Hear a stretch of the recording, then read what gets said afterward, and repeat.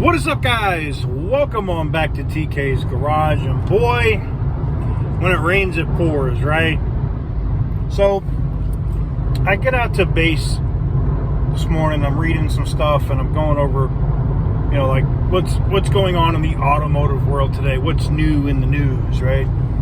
And I see this article that repos are up another 23% in the first half of this year as customers continue to fall behind. Oh boy. For the longest time. Whoa. For the longest. Yo, Percocet, Miley Percocet, Percocet, Miley Percocet, Represent, gotta represent.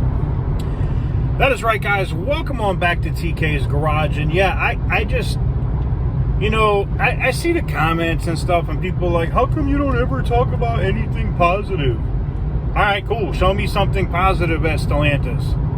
Like, show me something positive when every day in the groups there's nothing but negative. This broke, that broke. My Demon engine got delivered. It was grenaded. It's missing a bearing. It's missing this. It's missing. It's never, it's never good news, man. I wish it was. And today's news isn't much better. I'm going to be honest with you. Repo's up 23% in the first half of the year. Now, this is also partially because banks have kicked this can down the road as far as they could. They literally delayed this for as long as they possibly could. They did not want to have to put these on their books. So what a lot of banks will do, especially with and I'm speaking from history, like what happened in 08, right?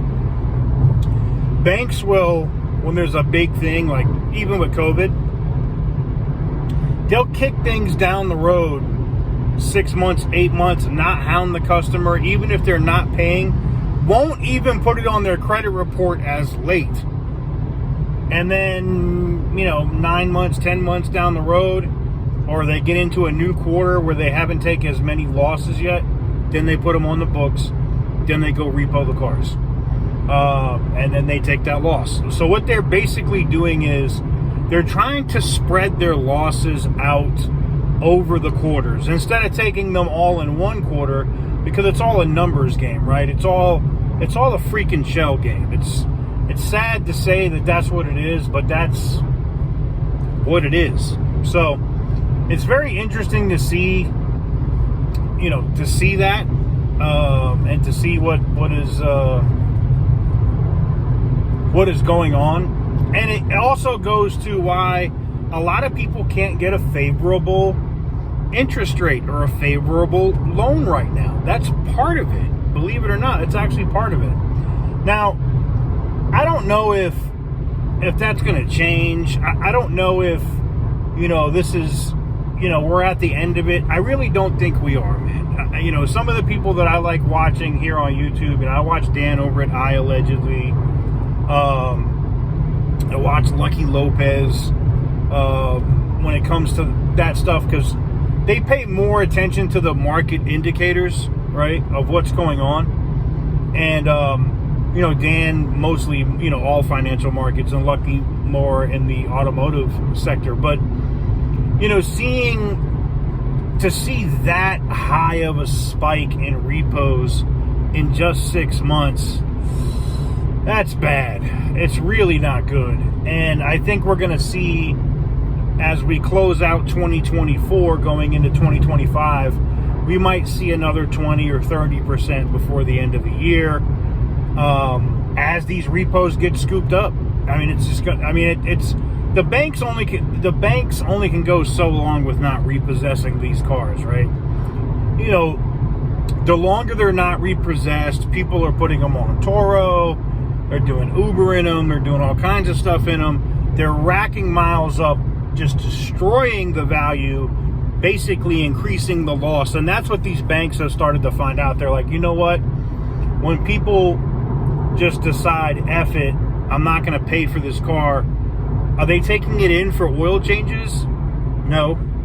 Are they doing the general maintenance on the car? No.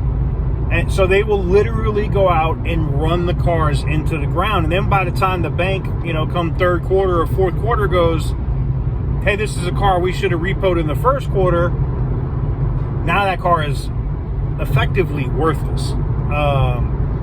They've racked up 70,000 miles, which don't say it's not possible. It happens. Look at some of these Uber drivers I saw a car, and I'll just give you a quick example.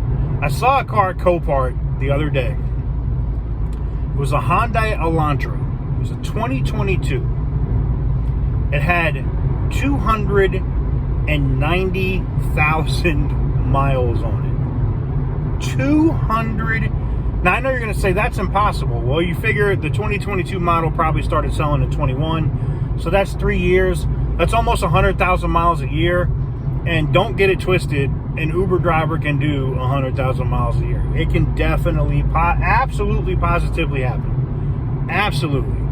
So, the banks are starting to see this now and they're going, crap.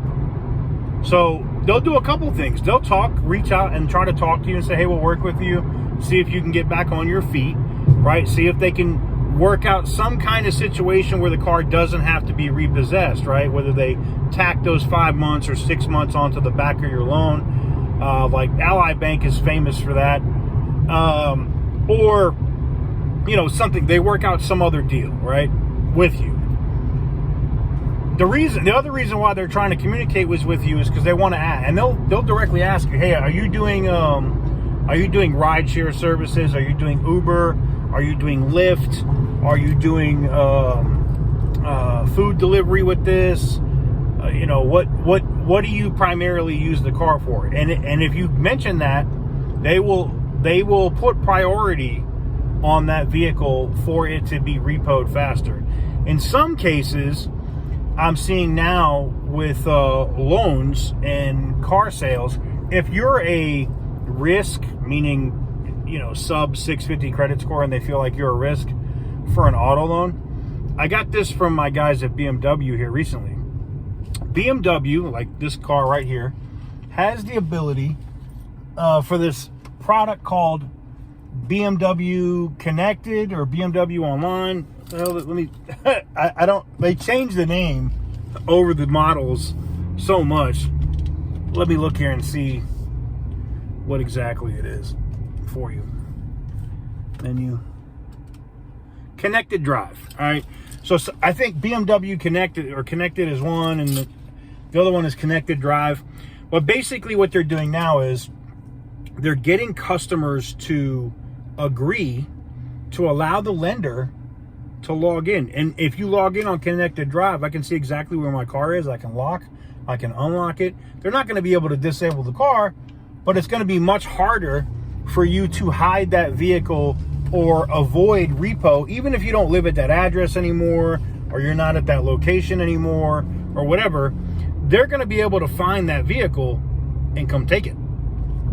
So I thought it was an interesting story. I wanted to talk to you guys a little bit about it because I was just like, damn, 23%. I mean, and if you want to read the story on it, I believe it was on Reuters and Automotive News. You can literally just go, type in Google repos up 23% in the first half of 2024, and you'll see several articles on it. But yeah, there you have it. Let me know what you guys think in the comment section down below. What do you guys think about this massive spike in repos?